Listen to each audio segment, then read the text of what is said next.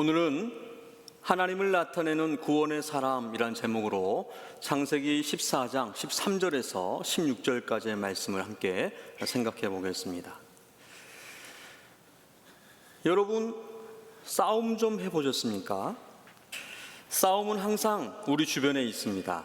우리는 살면서 여러 종류의 싸움을 경험합니다. 가정 안의 싸움, 직장 안의 싸움, 교회 안의 갈등, 나라와 나라 사이의 전쟁, 마음속에서 일어나는 영적 싸움까지 인생은 크고 작은 싸움의 연속입니다. 또 싸움 구경만큼 재미있는 것도 없습니다. 그런데 우리는 왜 싸우는 걸까요?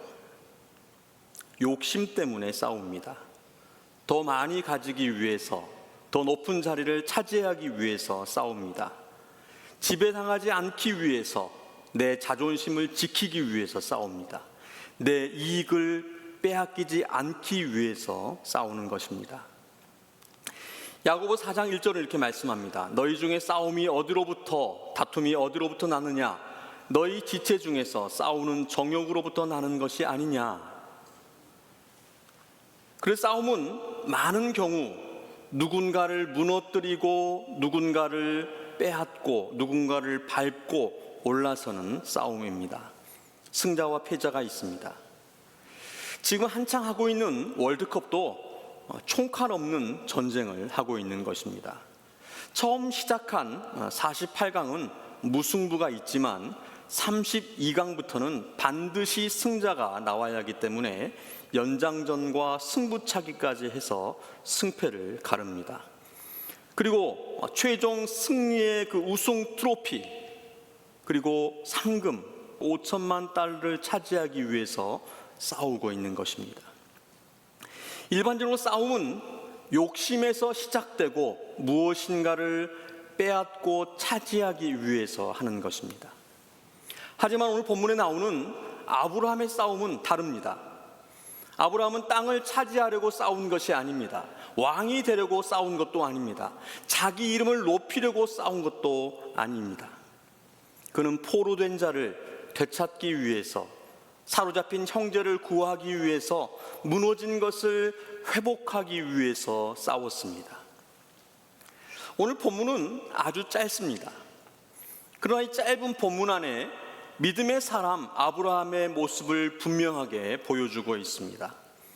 그는 세상과 구별된 사람이었지만 세상의 고통에 무관심하지 않았습니다. 그는 하나님을 믿는 사람이었지만 현실의 책임을 회피하지 않았습니다. 그는 약속을 받은 사람이었지만 가만히 앉아만 있지 않았습니다. 그는 믿음으로 움직였습니다. 믿음은 세상의 싸움처럼 빼앗기 위해 싸우는 것이 아니라 하나님의 은혜 안에서 회복시키기 위해서 싸우는 것입니다. 첫째, 믿음의 사람은 고통의 소식을 외면하지 않습니다. 13절 말씀에 도망한 자가 와서 히브리 사람 아브라함에게 알리니 그때 아브라함이 아모리 족속 마므레의 상술이 숲을 근처에 거주하였더라.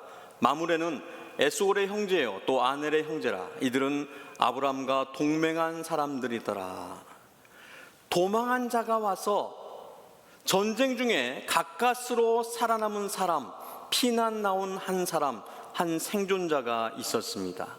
그가 처절한 전쟁 중에 겨우 도망하여서 아브라함에게 달려와 소식을 전합니다.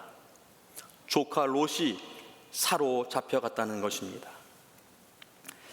여러분, 롯이 왜 잡혀갔습니까? 지난 주일에 살펴본 본문에 의하면 동방의 네 왕이 쳐들어왔기 때문입니다.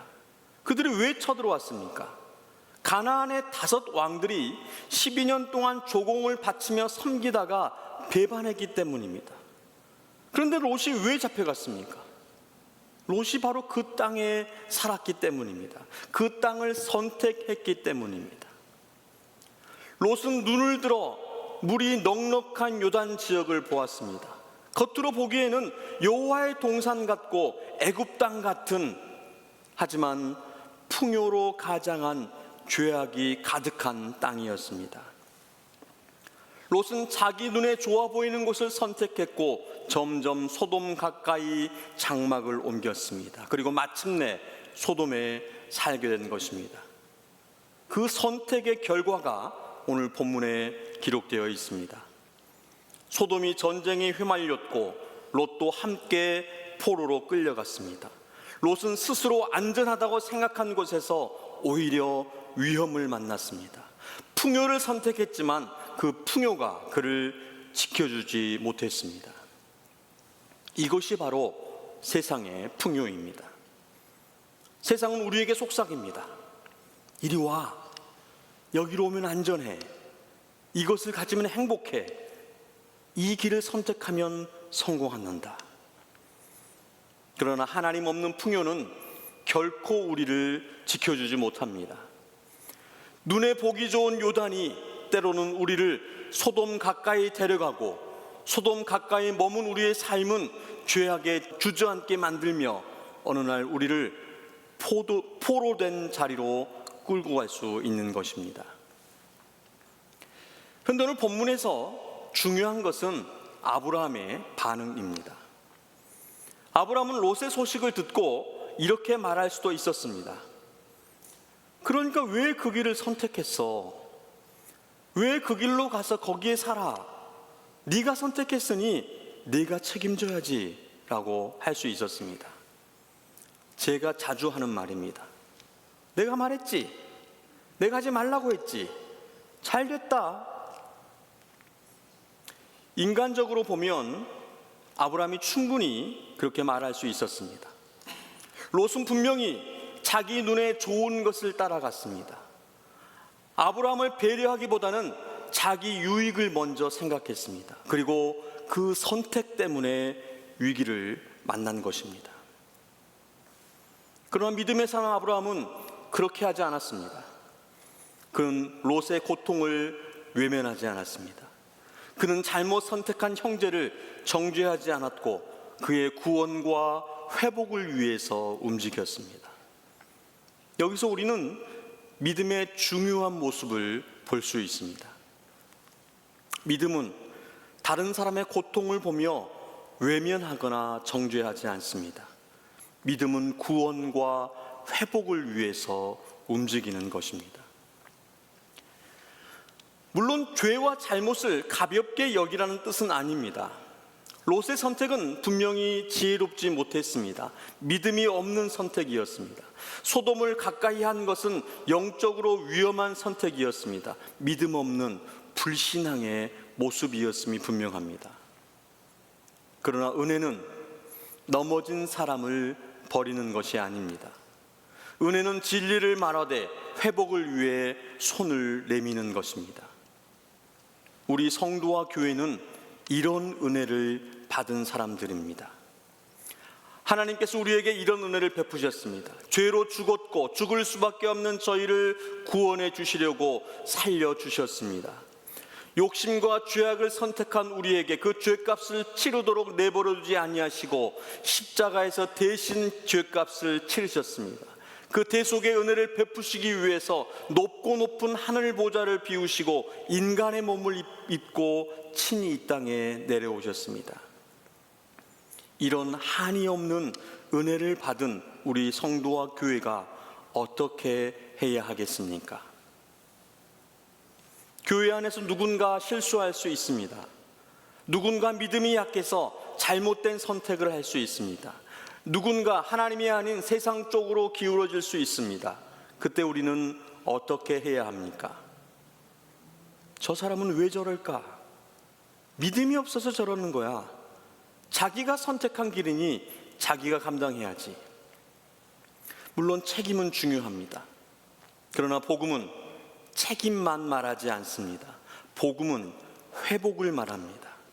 하나님께서 우리를 대하시는 방식이 바로 구원과 회복입니다. 우리가 죄 가운데 있을 때에 하나님은 우리를 내버려 두지 않으셨습니다. 우리가 어리석은 선택을 했을 때에 하나님께서 내가 그런 선택을 했으니 네가 책임져야지 라고 하지 않으셨습니다. 하나님 우리의 죄를 대속하시기 위해서 우리를 친히 찾아오셨습니다. 예수 그리스도를 보내셔서 죄와 사망의 포로된 우리를 건져내셨다는 그러한 말입니다.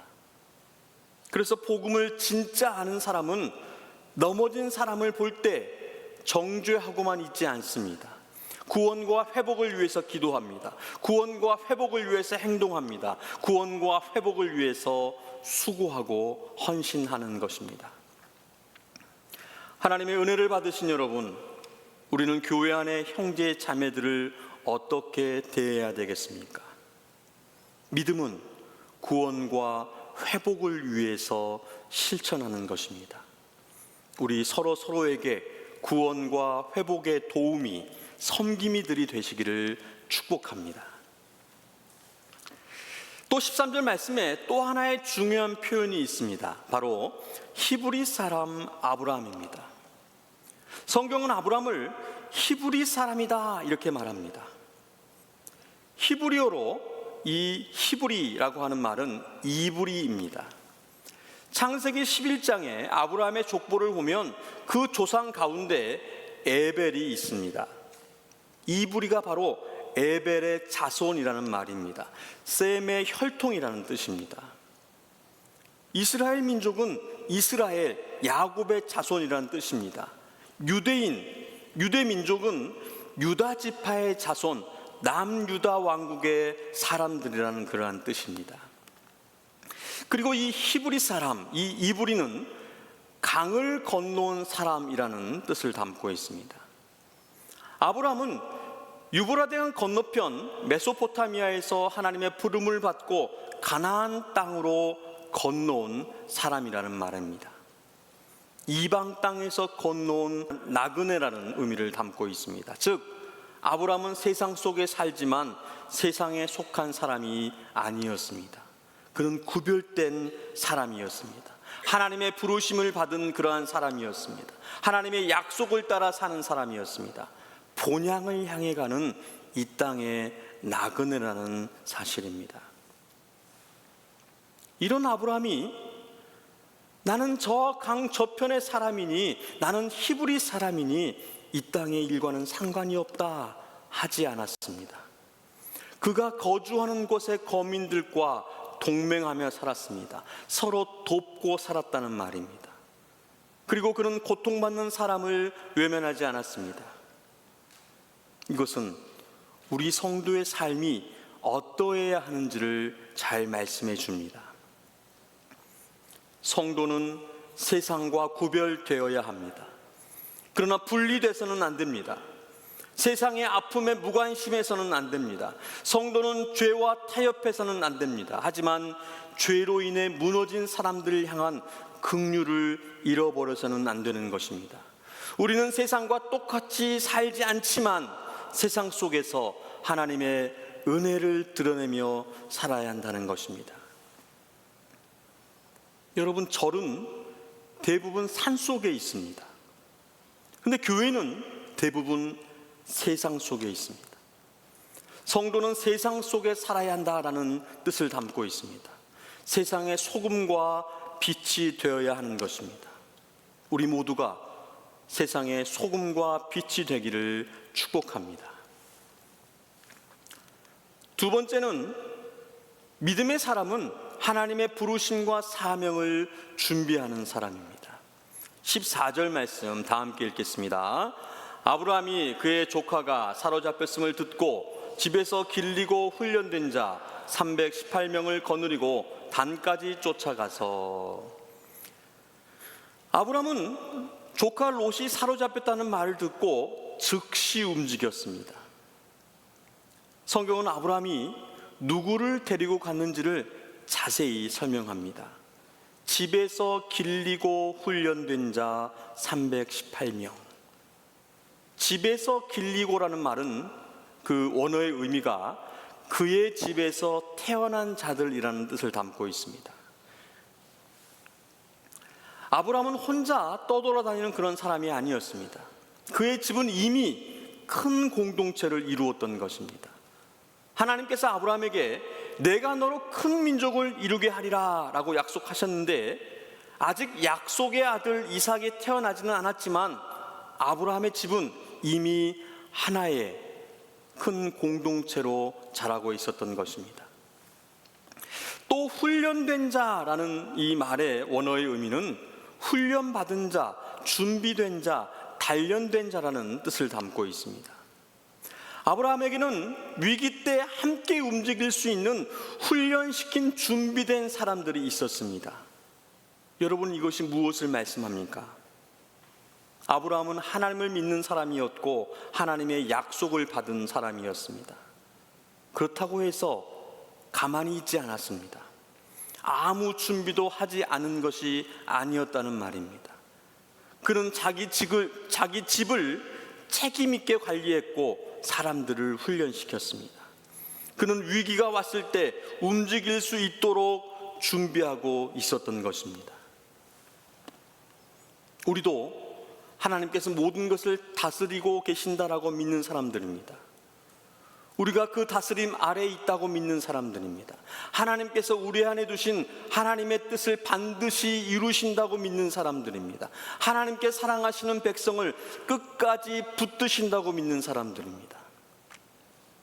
이런 믿음이 있다고 해서 가만히 손 놓고 하나님께서 하시겠지라며 게으름을 피워야 되겠습니까? 아닙니다. 오히려 그 반대입니다. 하나님의 주권을 믿는 사람은 자기 책임을 더 진지하게 감당하는 사람입니다. 왜냐하면 하나님께서 우리의 책임과 순종을 통해 일하신다는 것을 알기 때문입니다. 아브라함은 이렇게 말하지 않았습니다. 하나님이 약속하셨으니 롯도 알아서 구원하시겠지. 하나님이 일하시는데 내가 뭘 해? 기도만 하면 되지. 굳이 움직일 필요가 있을까? 아닙니다. 아브라함은 하나님의 약속을 믿었기 때문에 움직였습니다. 그 약속을 믿고 책임 있게 행동했습니다. 우리도 그러해야 합니다. 가정을 위해 기도해야 합니다. 그러나 기도했다고 가만히 있으면 안 됩니다. 부모의 책임을 피해서는 안 된다는 말입니다. 무엇보다도 영적인 가정에 서야 합니다. 하나님 중심, 예배 중심의 말씀의 반석 위에 가정을 세워야 하는 것입니다. 온 가족과 식구들이 함께 천국의 본이 되는 가정을 이루어가야 하는 것입니다. 자녀들을 위해서 기도해야 합니다. 그러나 기도한다는 이유로 말씀을 가르치고 사랑으로 돌보는 책임을 피해서는 안 됩니다. 말씀으로 가르치고 사랑으로 실천해야 합니다. 육신의 성공이 아니라 영혼의 성공을 이루도록 진지하게 엄하게 권면해야 합니다. 영혼의 성공이 무엇인지, 유익이 무엇인지를 몸소 보여줘야 합니다. 교회를 위해서 기도해야 합니다. 그러나 기도한다는 이유로 섬김과 준비를 게을리해서는 안 되는 것입니다. 누군가가 하겠지. 그들의 사명만을 강조하고 내 안의 사명을 소홀히 해서는 안 됩니다. 하나님이 바라보시는 것을 함께 바라보고 하나님의 손길이 있는 곳에 내 손길의 수고를 보태야 하는 것입니다. 순종의 헌신을 쌓아서 주님이 기뻐하시는 교회를 세워야 한다는 것입니다. 나라와 민족을 위해서 기도해야 합니다. 그러나 기도만 하고 가만히 있으면 안 됩니다. 우리가 감당해야 할 의무와 책임을 다해야 합니다. 법을 지키고 세금을 내고 이웃을 사랑하고 도와야 하는 것입니다. 무엇보다도 복음을 살고 복음을 전해야 합니다. 믿음은 무책임이 아닙니다. 믿음은 준비된 순종이고 신실한 행함인 것입니다. 아브라함에게는 318명이 있었습니다. 여러분, 이 318명이 많습니까? 아니면 적습니까? 한 가정의 규모로 보면 많습니다. 하지만 네 왕의 연합군을 상대하기에는 매우 작은 숫자입니다. 이미 동방의 그 네 왕들은 여러 민족을 정복했고 5 왕을 물리쳤습니다. 그런 군대를 향해서 318명이 추격한다는 것은 인간적으로 보면 아주 무모해 보일 수 있습니다. 하지만 아브라함은 움직였습니다. 그는 사람의 숫자만 보지 않고 하나님의 약속을 붙들고 움직였던 것입니다. 하나님을 믿었던 것입니다. 그렇다고 해서 아무 전략 없이 뛰어든 것이 아닙니다. 그는 훈련된 사람들을 데리고 갔습니다. 그리고 15절에 말씀하는 것처럼 밤에 병력을 나누어서 기습했습니다. 믿음은 무모함이 아닙니다. 믿음은 하나님을 의지하면서 지혜롭게 행동하는 것입니다. 우리는 때론 두 극단에 빠지곤 합니다. 하나는 믿음 없이 계산만 합니다. 숫자가 안 맞으면 포기합니다. 상황이 불리하면 움직이지 않습니다. 사람의 가능성만 보고 판단합니다. 이것은 믿음이 아닙니다. 또 다른 하나는 지혜 없이 무모하게 행동하는 것입니다. 준비도 없고 분별도 없고 책임도 없으면서 믿음으로 한다고 말합니다. 이것도 성경적 믿음이 아닙니다. 믿음의 사람 아브라함이 어떻게 했습니까? 그는 하나님을 신뢰했습니다. 동시에 준비된 사람들을 데리고 갔습니다. 그는 용기 있게 움직였고 동시에 전략적으로 움직였습니다. 이것이 바로 성도의 삶인 것입니다. 기도하십시오. 그리고 준비하십시오. 하나님을 의지하십시오. 그리고 책임을 감당하십시오. 그리고 하나님이 주신 그 약속을 붙잡고 순종의 발걸음을 내딛어야 하는 것입니다. 아브라함과 같이 믿음의 책임 있는 발걸음을 내딛으시기를 축복합니다. 세 번째는 믿음의 싸움은 빼앗기 위한 싸움이 아니라 회복을 위한 싸움입니다. 15절과 16절 말씀입니다. 다 함께 읽겠습니다. 그와 그의 가신들이 나뉘어 밤에 그들을 쳐부수고 다메섹 왼편 호박까지 쫓아가 모든 빼앗겼던 재물과 자기의 조카 롯과 그의 재물과 또 부녀와 친척을 다 찾아왔더라. 아브라함은 밤에 병력을 나누어서 공격했습니다. 이 나뉘어라는 말은 전략적인 행동을 보여주는 단어입니다. 적은 수로 강한 군대를 상대하기 위해서 아브라함은 정면 대결보다 야간 기습을 선택했습니다. 그리고 적을 물리칩니다. 본문은 쳐부수고라고 기록합니다. 이 말은 아브라함이 실제로 전쟁에 참여했고 전쟁을 했다는 것입니다. 그는 롯을 구출하기 위해서 위험을 감수했습니다. 그리고 끝까지 추격했습니다. 단까지 갔고 더 나아가 다메섹 왼편 호박까지 쫓아갔다, 이렇게 성경은 말씀합니다. 그 결과 모든 빼앗겼던 재물과 자기의 조카 롯과 그의 재물과 또 부녀와 친척을 다 찾아왔습니다. 여기서 찾아왔더라라는 말은 돌아오다, 돌이키다, 회복하다, 되찾다라는 의미입니다. 아브라함은 빼앗긴 것을 되찾아왔습니다. 사로잡힌 사람들을 회복시켰습니다. 이것이 아브라함의 싸움의 목적이었습니다. 그럼 빼앗기 위해서 싸운 것이 아니라 회복시키기 위해서 싸웠습니다. 그는 자기의 영광을 위해 싸운 것이 아니라 포로된 자를 구하기 위해서 싸웠습니다. 그는 더 많은 땅을 소유하고 더 많은 재물을 얻기 위해서 싸운 것이 아닙니다. 잃어버린 사람들을 되찾기 위해서 싸웠습니다. 여러분, 지난 주일에 살펴본 동방의 네 왕들, 그 세상 왕들의 전쟁을 기억하십니까? 그 왕들의 전쟁은 권력의 전쟁, 조공과 지배권의 전쟁, 누가 누구를 지배할 것인가, 누가 더 많은 것을 차지할 것인가의 싸움이었습니다. 그 싸움 속에서는 약한 사람들이 끌려갔습니다. 롯도 끌려갔고 부녀와 백성들이 끌려갔습니다. 세상의 싸움은 늘 이렇게 약한 사람들을 희생시킵니다. 우리가 살고 있는 지금 현재 세계를 바라보십시오. 지금 벌어지고 있는 전쟁들 속에서도 군인보다도 여자와 아이들이 희생이 더 큽니다. 이것이 세상의 싸움입니다. 빼앗기 위한 싸움, 죽이기 위한 싸움, 더 많은 것을 가지기 위한 싸움, 그것이 바로 세상의 싸움입니다. 그러나 아브라함의 싸움은 다릅니다. 그는 약한 자들을 회복시켰습니다. 그는 포로된 자들을 되돌렸습니다. 세상의 전쟁이 망가뜨린 것을 아브라함은 다시 회복시키고 세우기 위해서 싸웠던 것입니다. 우리 성도와 교회의 싸움도 이래야 합니다.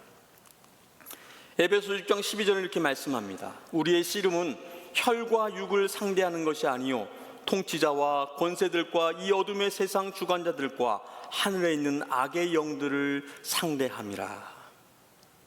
그러므로 우리의 싸움은 사람을 무너뜨리는 싸움이 아닙니다. 사람을 살리는 싸움입니다. 성도의 싸움은 내 자존심을 세우는 싸움이 아니라 복음으로 무너진 영혼을 회복시키는 싸움입니다. 교회의 싸움은 누군가를 이기기 위한 싸움이 아니라 죄와 사망의 권세 아래 묶인 자들이 그리스도에게로 돌아오도록 섬기는 싸움인 것입니다. 부모는 자녀를 위해 싸워야 합니다. 자녀와 싸우는 것이 아닙니다. 자녀를 붙잡고 있는 죄와 세상의 거짓말, 악함과 싸워야 하는 것입니다. 목회자는 성도를 위해 싸워야 합니다. 성도와 싸우는 것이 아닙니다. 성도를 무너뜨리는 죄와 낙심과 불신앙과 싸워야 하는 것입니다. 성도는 교회를 위해 싸워야 합니다. 서로를 적으로 삼고 싸우는 것이 아니라 교회를 분열시키는 교만과 이기심과 사탄의 계략과 싸워야 하는 것입니다.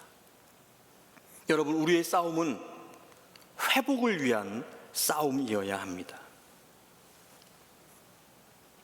우리는 무엇을 위해 싸우고 있습니까? 내가 옳다는 것을 증명하기 위해서 싸우고 있습니까? 내 자존심을 지키기 위해서 싸우고 있습니까? 내 유익을 빼앗기지 않기 위해서 싸우고 있습니까? 아니면 누군가를 살리고 누군가를 회복시키고 누군가를 하나님께로 돌이키기 위해서 싸우고 있습니까? 우리의 싸움은 목적이 달라야 합니다. 믿음의 싸움은 탐욕으로 싸우지 않습니다. 믿음의 싸움은 사랑으로 싸웁니다. 믿음의 싸움은 빼앗기 위해서 싸우지 않습니다. 회복시키기 위해서 싸우는 것입니다. 이런 믿음의 싸움을 싸우시기를 축복합니다. 마지막으로, 하나님은 왜 아브라함을 가나안으로 인도하셨을까요? 그리고 왜 여전히 가나안에 거주하도록 하셨을까요? 창세기 12장에서 하나님은 아브라함을 갈대아 우르에서 불러내어 가나안 땅으로 인도하셨습니다. 그런데 그 가나안 땅이 평화로운 빈 땅이 아니었습니다. 제가 살펴보고 있는 창세기 14장에서 보고 있듯이 여러 왕들과 도시 국가들, 제국적 세력들이 충돌하는 열강들의 각 축장이었습니다. 동쪽에는 그돌라오메를 중심으로 네 왕이 강력한 군사력을 바탕으로 가나안을 정복하고 지배했습니다. 서쪽은 어떻습니까? 창세기 12장에 기근 때에 아브라함이 내려갔던 곳 애굽, 이집트가 나일강 문명을 기반으로 거대한 제국을 형성하고 있었습니다. 그런데 왜 이런 전쟁과 탐욕과 권력 다툼이 있는 위험과 위협이 가득한 현실 세계 한가운데에 아브라함을 두셨을까요? 그 이유는 아브라함을 통해서 하나님의 구원과 하나님의 주권을 드러내시기 위함이었습니다. 아브라함을 통해서 열방 가운데 하나님의 이름을 드러내시기를 원하셨습니다. 다음 주일에 살펴볼 멜기세덱, 그 멜기세덱에 의해서 이것이 더욱 분명하게 드러납니다.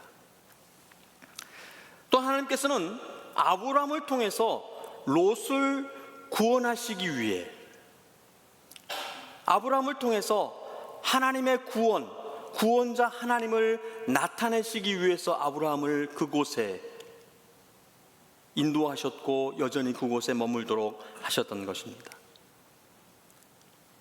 아브라함을 다른 곳으로 옮기셨다면 롯은 구원받지 못했을 것입니다. 열강의 그 지배 아래에서 종의 삶을 계속해서 살았을 것입니다.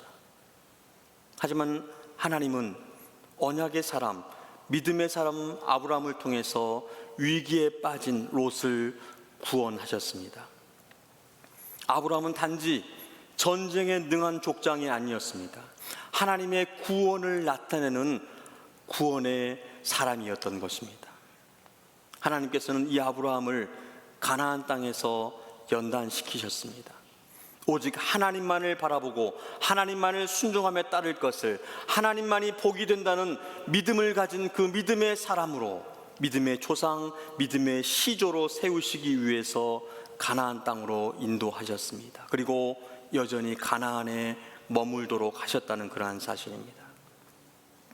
여러분, 우리는 지금 믿음의 조상, 하나님께서 연단시키시고 훈련시키시는 복이 되라 하신 그 아브라함의 믿음의 성장을 찾아가고 있는 것입니다. 그렇다면 우리는 왜 지금 이곳에 있습니까? 하나님께서 우리를 지금 이곳에 두신 것은 우연이 아닙니다. 우리를 통해서 하나님을 나타내시기 위함입니다. 우리를 통해서 세상을 구원하시기 위함입니다. 우리를 믿음의 사람으로 세우시기 위함이라는 사실입니다. 우리를 복이 되도록 하기 위해서 우리를 지금 이곳까지 인도하신 줄을 믿으시기를 축복합니다. 세상에 복이 되라 하시며 부름받은 성도 여러분, 우리는 무엇을 위해서 왜 싸우고 있습니까? 나의 성공을 바라보며 남의 것을 빼앗기 위해서 싸우고 있습니까? 아니면 다른 사람의 구원과 회복, 하나님 나라를 세우기 위해서 싸우고 있습니까? 우리의 싸움의 목적과 방향이 바뀌면 생각과 태도도 바뀌게 되어집니다. 믿음으로 생각하고, 믿음으로 바라보고, 믿음으로 선택하고, 믿음으로 나아가 싸우시기 바랍니다. 세상이 아닌 하나님만을 바라보고 나는 누구인가, 내가 왜 여기에 서 있는가를 분명히 알고 나아가시기 바랍니다. 아브라함과 같이 하나님을 나타내는 구원의 사람들이 되시기를 주님의 이름으로 축원드립니다.